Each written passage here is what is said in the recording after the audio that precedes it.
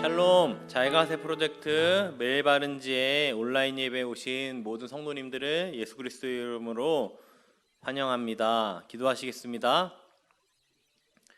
사랑하시는 주님, 감사합니다. 우리에게 성도로서 예배할 수 있는 은혜를 주시고 말씀 앞에 우리 삶을 조명할 수 있는, 점검할 수 있는 복된 자격을 주셔서 감사드립니다. 우리에게 회개할 수 있는 기회와 복음을 듣고 바르게 순종할 수 있는 기회를 주심에 감사드립니다. 주님의 말씀 앞에 섭니다. 주님 홀로 영광 받으시고 우리가 주의 보혈로 덮이는 시간 되게 하여 주시옵소서. 주님께서 함께 하신 믿사오며 사랑이신 예수 그리스도의 이름으로 기도합니다. 아멘. 오늘 24장 말씀을 보면서 제게 처음부터 도저히 말씀을 준비할 수 없는 큰 찔림과 큰 걸림이 제게 있었습니다. 24장 1절로 2절 말씀입니다. 너는 악인의 형통함을 부러워하지 말며 그와 함께 있으려고 하지도 말지어다. 그들의 마음은 강포를 품고 그들의 입술은 재앙을 말함이니라. 이 말씀을 묵상하며 설교문을 작성하는데 도저히 설교문이 작성되지 못했습니다. 왜냐하면 저도 이 말씀 앞에 너는 악인의 형통함을 부러워하지 말며 그와 함께 있으려고 하지도 말지어다 라는 이 말씀 앞에 저는 순종하고 있지도 않았고 죄송합니다. 순종하고 싶지도 않았습니다. 도저히 말씀을 준비할 수가 없어서 성경이 말씀하시는 말씀을 메시지대로 제가 작성하고 그것을 설교하며 말씀을 전할 때 저는 위선자가 돼버릴 것이 두려웠고 이 말씀을 도저히 제가 설교로 준비하지 못했습니다. 꽤 오랜 시간을 끙끙거리며 있다가 이 말씀을 가지고 제가 하나님 앞에 기도하는 시간을 가졌습니다. 감사하게 하나님 앞에 이 말씀을 가지고 회개하며 제 모습을 점검하는 복된 시간을 갖게 됐습니다. 저는 악인의 형통함을 부러워하고 있었고 또 그들처럼 되고 싶은 마음이 많았음을 이 말씀 앞에서 제가 기도할 때 보게 되었습니다. 하나님과 동행함보다 내 집값이 오르는 것을 더 기뻐하는 제 모습을 발견하게 됐습니다.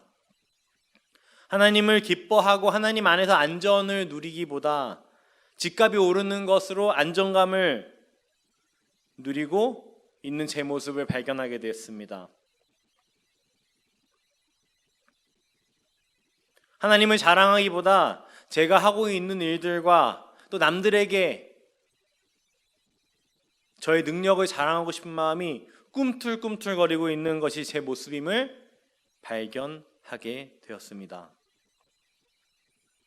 이것은 제 개인적으로 참 복된 일입니다. 진리가 소멸된 시대라고 말하지만 저는 개인적으로 그렇게 생각하지 않습니다. 충분히 말씀을 말씀답게 전하시는 분들이 아주 많은, 유튜브만 보아도 또 주변에만 보아도 말씀을 말씀답게 선포하시는 분들은 그래도 꽤 많습니다. 그런데 정말 이 말씀 앞에 우리가 순종할 사람들은 과연 몇이나 될까? 저를 포함해서, 우리 사랑하는 성도님들을 포함해서 과연 진리가 들리지 않기 때문에 우리가 성도로서 살고 있지 못하는 것인가? 저는 이 말씀 앞에 어쩌면 우리가 악인의 형통함을 부러워하고 있는 것은 아닌가? 그들과 함께하는 것, 그들처럼 되는 것에 더 마음이 더 많이 쏠려 있기에 우리가 성도답게 살지 못하는 것은 아닌가라는 생각을 하게 되었습니다. 저는 잠언을 이번 매일 바른 지혜를 통해서 4장부터 9장, 14장, 19장, 오늘 24장까지 이렇게 말씀을 전할 수 있는 복된 시간들이, 그런 복된 기회가 저에게 허락되었습니다. 그런데 이 5번의 설교 동안 제가 내린 결론은, 이 잠언에서 말씀하시는 것은 하나님을 경외하는 지혜로운 사람이 가야 하는, 마땅히 가야 하는 길, 그리고 그렇지 않은 악인들이, 세상에 속한 사람들이 가는 길을 명확하게 보여주는 것이 잠언이라는 생각을 하게 되었습니다. 잠언이 말하는 가장 큰 가치, 진리는 하나님의 사람들은 이렇게 행하는 것이야 라고 말합니다. 그리고 지혜로운 자로 그들을 표현합니다. 그리고 지혜로운 자는 솔로몬이 전도서에서 말하기를 하나님을 경외하는 자라고 정확하게 제시하고 있습니다. 무엇이 하나님을 경외하는 걸까요? 16절입니다. 대저 의인은 7번 넘어질지라도 다시 일어나려니와. 어떻게 다시 일어납니까? 7번 넘어지면 어떻게 다시 도대체 일어나는 것입니까? 그건 실패입니다.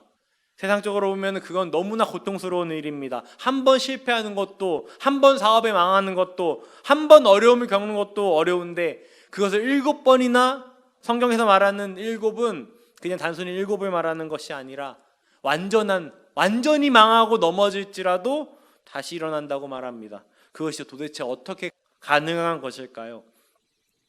그 이유는 그들은 그 넘어지는 것에 의미를 두지 않기 때문입니다. 그들이 망하고 실패하는 것에 의미를 두지 않고, 의인은 하나님을 경외하는 것, 오직 하나님을 경외하는 것에만 관심이 있고 그것에만 의미가 있기 때문에 그들은 넘어지는 것에 큰 의미를 두지 않는 것입니다. 넘어져서 남들에게 수치를 당하고 힘들고 어렵고 고통스럽고 그것에 대해서 큰 의미를 두지 않는 것입니다. 어느 크리스천 사업가가 하는 말을 제가 마음에 담아둔 것이 있습니다. 기억에 남는 말씀이 있습니다.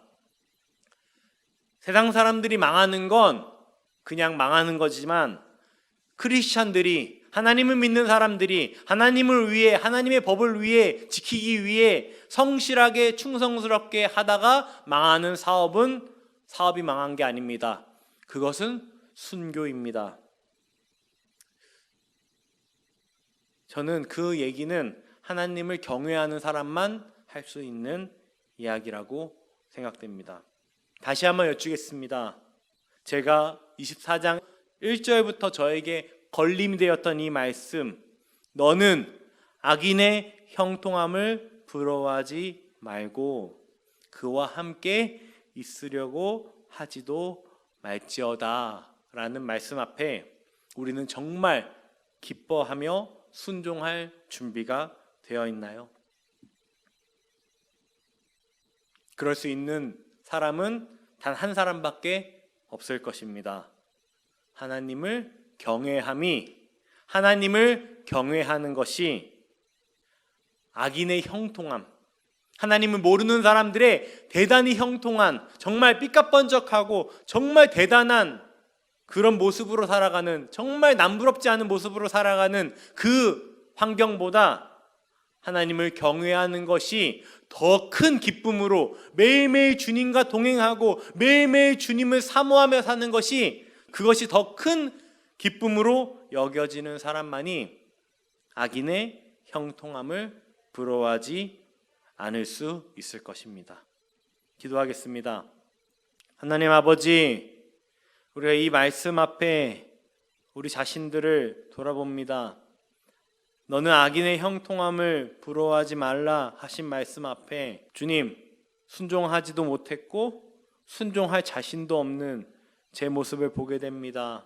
아파트 청약 되는 것을 로또처럼 기뻐하며 살아가지만 꿀송이보다 단 말씀을 우리에게 주신 그 말씀 앞에서는 우리가 미지근하게 그 아파트 청약된 것보다도 못하게 반응했음을, 주의 말씀을 주야로 묵상하는 것을 다른 어떤 것보다 기쁘게 여김이 마땅하지만 그렇게 하지 못했음을 주님 앞에 회개합니다. 내 모든 것들 주시는 분이 하나님이시고 내 모든 것들 걷어가시는 분도 하나님이심을 우리가 인정하며 하나님만 바라며 하나님을 나의 온전한 가치로 여기며 주님과 동행하는 것에만 관심을 두며 살아가는 우리 사랑하는 성도님들과 제가 되기 원합니다.